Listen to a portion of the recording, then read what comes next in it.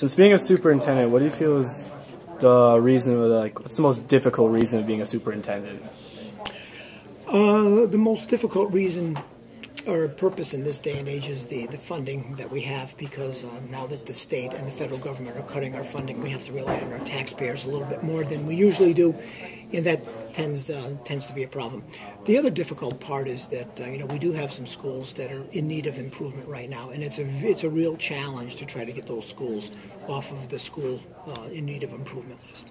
To build off that, my question was, do you feel it's difficult to get federal funding? I mean, now that we know the economic status, but even before that, was it difficult to get the funding, even any other time?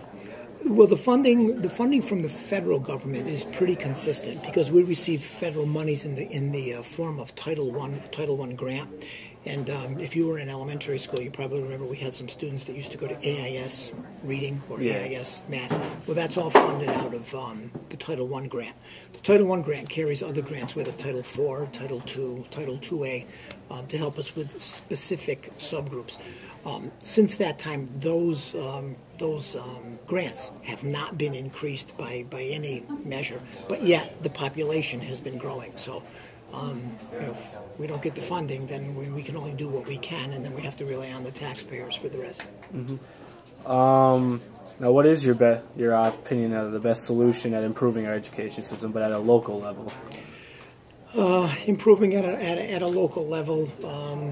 We do need to get our budgets passed. That's important, because when you're on an austerity budget, there's certain things that you cannot do.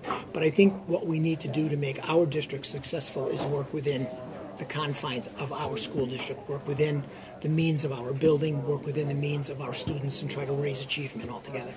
Do you feel that even at the lower levels at the elementary school, they should be held to higher standards now, maybe get more foreign languages in there to really improve on math and science skills for when they get older to the high school level? I do. And we've taken a step back as far as foreign language. Probably when your father and I were in school, we were able to take foreign language at elementary school. I know I was able to take French. And that was back in the early 60s, and now here we are, 2010. We really don't offer any of that. But yes, I do believe that we should be offering more of that, more in the way of science, definitely in the way of technology, to make our students more successful.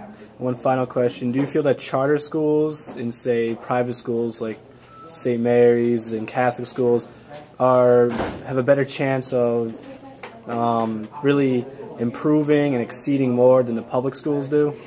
I don't. I think public schools hire highly qualified and trained teachers, and charter schools and some of the other institutions that we have do not hold their teachers to that high of a standard. But I always believe that the public schools will be more successful, because we can do a much better job because of the staff that we have.